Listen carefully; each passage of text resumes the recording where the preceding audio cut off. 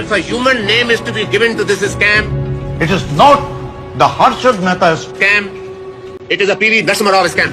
भारत की कहानी बड़ी फिल्मी है। यहाँ हीरो भी ड्रामेटिक होते हैं, विलन भी ड्रामेटिक और स्कैमर तो इतने ड्रामेटिक कि उनकी कहानी सुनकर एकता कपूर भी बोले, भाई इतना ट्विस्ट कौन लिखता है। और इन ट्विस्ट वालन का सबसे बड़ा महाबली था हमारा आज का सुपरस्टार बिग बुल नहीं, बिग बकचोद मेहता उर्फ हर्षद मेहता। भारत का वो इंसान जिसने स्टॉक मार्केट, बैंक्स, गवर्नमेंट और पूरे वित्त मंत्रालय को ऐसे बेवकूफ बनाया जैसे आप फोन में यूट्यूब का एड स्किप करते हो। नमस्कार दोस्तों, स्वागत है आपके अपने चैनल एजे एम्पायर पर, जहां सच को फिल्टर नहीं किया जाता बल्कि जैसा है वैसा ही पेश किया जाता है। कहानी शुरू होती है 1954 की। गुजरात का एक छोटा सा टाउन, एक लड़का पैदा हुआ जिसका नाम था हर्षद और उसका हॉरोस्कोप ये बोल रहा था भविष्य में ये लड़का इतना पैसा घुमाएगा कि पूरा देश घूम जाएगा। घर में पैसे की तंगी थी, सामान कम था पर स्कैमिंग की पोटेंशियल बहुत ज्यादा। हर्षद बचपन से ही तेज दिमाग वाला नहीं था। बड़ा होते होते उसे समझ आया कि गरीबी टफ जरूर होती है लेकिन पैसे के लिए गलत रास्ता चुनने का सबसे बड़ा कारण भी यही होती है। और वो चला गया मुंबई, जहाँ सपनों से ज्यादा स्कैम्स दिखाई देते हैं। बॉम्बे आने के बाद उसने छोटी नौकरियां की। आज बड़े खुश लग रहे हो। नौकरी छोड़ दी। नौकरी छोड़ने की इतनी खुशी? खुद का ट्रेडिंग अकाउंट चालू कर रहा हूँ। मतलब ये कि अब हमारी तरक्की होने वाली है। सेल्समैन, ब्रोकर असिस्टेंट, वो सब काम जिन्हें देखकर कोई भी बोले ये आदमी नौकरी के लिए नहीं बना है, ये सिस्टम को स्क्रिप्ट करने आया है। लेकिन बॉम्बे स्टॉक एक्सचेंज की इमारत उसने देखी और उसी दिन 3 रीसेट हो गए, दिल, दिमाग और नियत। मेहता को लगा सामने 2 ऑप्शन है, या तो जेन्युइनली काम करके सक्सेसफुल बनो या शॉर्टकट से पब्लिक का पैसा उड़ा दो। उसने कहा shortcut is the new long term investment. BSc में एंट्री मिलना मुश्किल था लेकिन भाई ने हसल किया, एंट्री मिली और जैसे ही वो अंदर गया लोग समझ गए कुछ गड़बड़ होने वाली है। हर्षद ने स्टॉक्स को स्टडी करना शुरू किया और जल्द ही वो समझ गया कि मार्केट डेटा नहीं, पीपल की स्टूपिडिटी पर चलता है। हर्षद का नाम धीरे धीरे मार्केट में पॉपुलर होने लगा। लोग इसे बिग बुल बोलने लगे पर असलियत में ये बुल नहीं, गली का भाईल था जो हर गली के पैसे हड़प कर जाता। फिर आया उसका सबसे बड़ा स्टंट, एसीसी। 200 रुपए का शेयर भाई ने उसे उछालकर 9000 रुपए पर पहुंचा दिया। एसीसी की ग्रोथ देखकर ऐसा लगा जैसे इसमें सीमेंट नहीं कोकीन मिक्स किया हो। लोग इतने एक्साइटेड कि अंकल जी क्या लगता है कल एसीसी 10,000 क्रॉस करेगा? और हर्षद बोले करेगा, तुम हर घर का लोन भी मैं करा दूं क्या? पूरा भारत भुला बैठा कि कोई स्टॉक इतना नेचुरल कैसे बढ़ सकता है। लेकिन भाई अगर कॉमन सेंस इतनी कॉमन होती तो ये स्कैम हुआ ही क्यों? Whole scam or whatever you call irregularities has been not committed by any one person. अब लोग सोचते हैं कि मेहता जीनियस था। हाँ जीनियस था पर वो जो न्यूक्लियर फिजिक्स में होता है वैसा नहीं। ये तो वो जीनियस था जो एग्जाम में चीटिंग इतनी स्मूथली करे कि इन्विजिलेटर उसे नोट्स पकड़ाए। असल जीनियस स्टॉक एनालाइज नहीं करता, जीनियस रूल्स को मैनिपुलेट करता है। और उसने बैंकिंग सिस्टम में ऐसा लूप होल पकड़ा कि वो लूप होल नहीं पूरा बाईपास था। उस जमाने में बैंक्स के बीच एक रेडी फॉरवर्ड डील नाम का सिस्टम था, एक तरह का लोन अरेंजमेंट। बैंक पैसा देता, बैंक भी गवर्नमेंट सिक्योरिटीज देता। लेकिन यहाँ हर्षद ने ऐसा मूव खेला, उसने कुछ बैंक्स, मेनली छोटे कोऑपरेटिव बैंक्स को कन्विंस किया कि सर बीआर बैंक रसीद बना दो, गवर्नमेंट सिक्योरिटीज बाद में दे दूंगा। बीआर असल में एक वैध सर्टिफिकेट होता है पर भाई ने नकली बनवा दिया। यानी ना सिक्योरिटीज दी ना देने का इरादा, बस बैंक्स से पैसे लेके मार्केट पंप कर लो, पब्लिक मनी से प्राइवेट स्टॉक पंपिंग। बैंक्स ने नकली बीआर देखे और बोले जेन्युइन लग रहा है। भाई अगर यही लॉजिक होता तो टिंडर पर सब हैप्पीली मैरिड होते। हर्षद ने करोड़ों रुपए निकाले, मार्केट में पैसा फेंका, स्टॉक्स ऊपर चढ़े, लोग खरीदते गए, प्राइस रॉकेट बन गया। न्यूज चैनल्स हर्षद की जय जयकार करने लगे। मेहता मर्सिडीज में घूमता ऐसा स्वैग लेकर जैसे सरकारी नोट छापने की मशीन उसी के घर में रखी हो।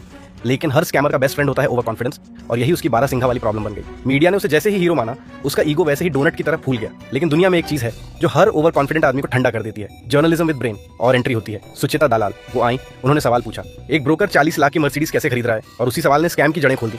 सुचिता ने खुदाई शुरू की और चाहे जितना भी छिपाओ फ्रॉड हमेशा उभर कर आता है, बिल्कुल वैसे जैसे व्हाट्सएप पर पुराने चैट्स। इन्वेस्टिगेशन में पता चला कि billions worth of government securities गायब हैं। बैंक शॉक, आरबीआई शॉक, सरकार शॉक, इन्वेस्टर शॉक। बस हर्षद शॉक्ड नहीं था, वो तो ऐसे बैठा था जैसे पेपर लीक करके टॉपर बन गया हो। लेकिन जितना फेक पैसा पंप हुआ था उतनी ही तेजी से मार्केट क्रैश भी हुआ।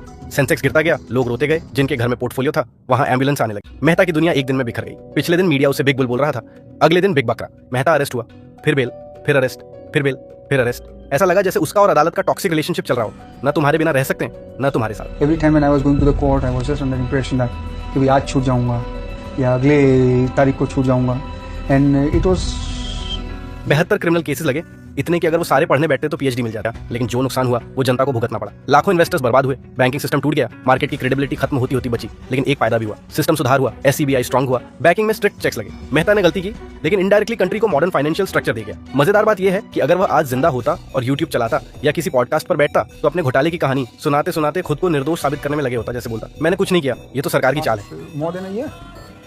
So if they couldn't change it, banks who were the deciding authority, who were the one who had the बिल्कुल वैसा ही जैसे विजय माल्या ने 4 घंटे 18 मिनट का इंटरव्यू पॉडकास्ट पर सिर्फ अपने आप को जस्टिफाई करने के लिए दिया था। I told the finance minister Arun Jaitley before leaving for the airport, and then I flew from Delhi to London. I was on my way to Geneva. Harshad Mehta पर स्कैम 1992 जैसी सीरीज बन चुकी है और इसमें उन्हें बड़े ही नायक की तरह पेश किया गया है, जैसे उन्होंने सिर्फ चतुराई और हौसले से इतिहास रच दिया हो। हिस्ट्री बनाना चाहता हूँ और हिस्ट्री ऐसे नहीं बनती, लोगों को साथ लेकर चलना पड़ता है। सबके सिलेबस में एक सब्जेक्ट कॉमन होता है, प्रॉफिट। लेकिन वास्तविकता बिल्कुल अलग है। हर्षद मेहता 1992 के शेयर बाजार घोटाले में शामिल थे, जहां उन्होंने बैंकों की खामियों का फायदा उठाकर करोड़ों रुपए का गबन किया। only one my request is I don't want bouquets. उनके इस कृत्य ने हजारों निवेशकों और आम जनता को भारी नुकसान पहुंचाया। सीरीज में उनका हीरो की तरह चित्रण करना उनके अपराधों की गंभीरता और उन लोगों पर पड़े प्रभाव को नजरअंदाज करता है और जेब में लाइटर जरूर रख, धमाका करने के लिए। और इतिहास को सिर्फ मनोरंजन के लिए बदल देता है। तो दोस्तों, हर्षद मेहता की कहानी हमें एक ही चीज सिखाती है। शॉर्टकट से सिर्फ कुरियर पहुंचता है, सक्सेस नहीं। And to the surprise, even now the confession is there from the RBI that they were aware of it since last more than a year. So if they couldn't change it, stock market कोई मंदिर नहीं कि आंख बंद कर दुआ मांग ली और रिटर्न्स मिल गए। रूल सिंपल है। banks who were the deciding authority, who were the one who had the more of a say in the market. Invest smart, invest slow and invest बिना हर्षद बनने की कोशिश की। Human name is to be given to this scam. It is not the Harshad Mehta Scam. It is a PV Narasimha Rao scam. Scam एक दिन excitement देता है पर life time There's a embarrassment. groundswell of opinion that maybe you have been discriminated against. What do you feel about that? We have written a letter to JPC as I feel that अगर पैसा चाहिए मेहनत करो। can act on what all discrimination has been brought out to. First discrimination is that in nobody's case scam मत करो। अगर मजा आया हो तो लाइक करो, शेयर करो, सब्सक्राइब करो और कमेंट में बताओ अगला किसको एक्सपोज करें। अभी मेरा टाइम चल रहा है, तुम्हारे महाराजा की गाड़ी नहीं, उनका महल भी खरीद सकते हैं।